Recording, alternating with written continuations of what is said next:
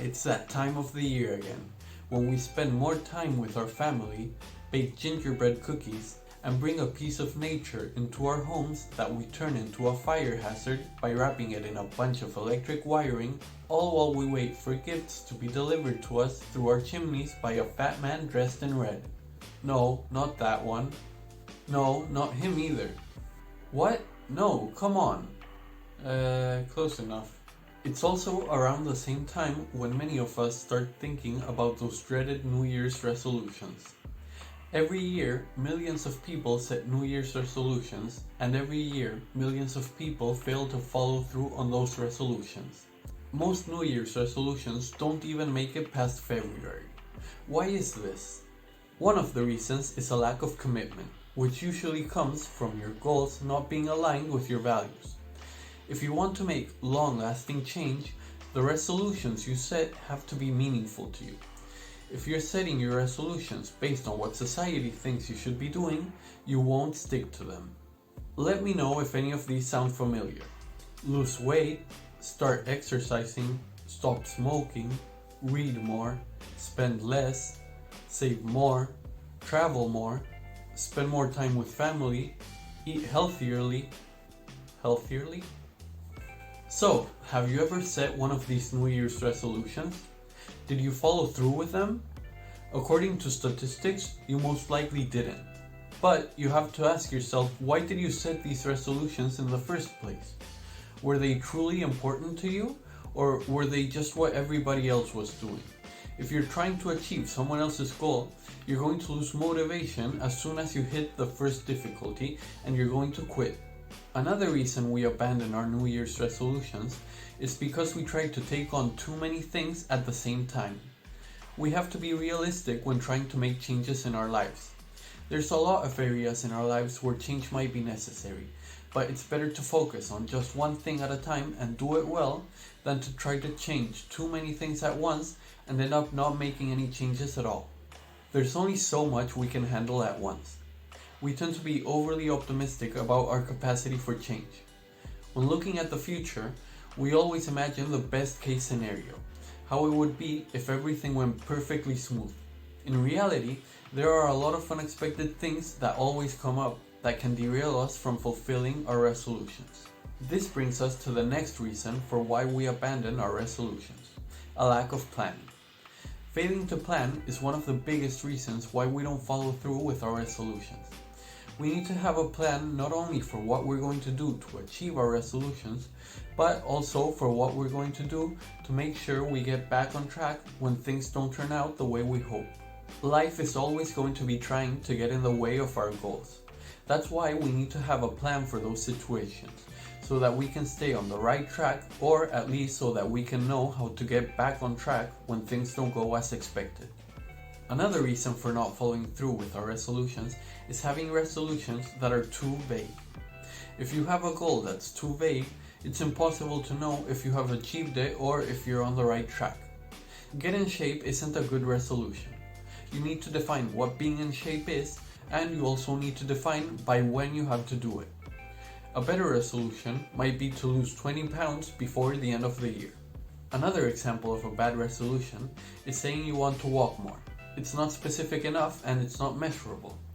A better resolution would be to walk 1 more mile than you currently walk every single day. Even if your goals aren't vague, another problem that comes up with New Year's resolutions is that we don't tend to track the progress we're making. That is, if we're even making any progress at all.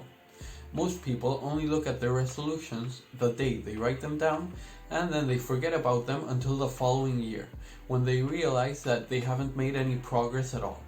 This is why I'm not a big fan of New Year's resolutions. I prefer something more like New Month's resolutions, where you look at your resolutions every single month. Or better yet, New Week's resolutions, so that you're tracking your progress every single week. You know what they say, what gets measured gets done. Now that we know some of the biggest reasons why New Year's resolutions don't work, we can look at some of the things we can do to turn the odds around in our favor this year.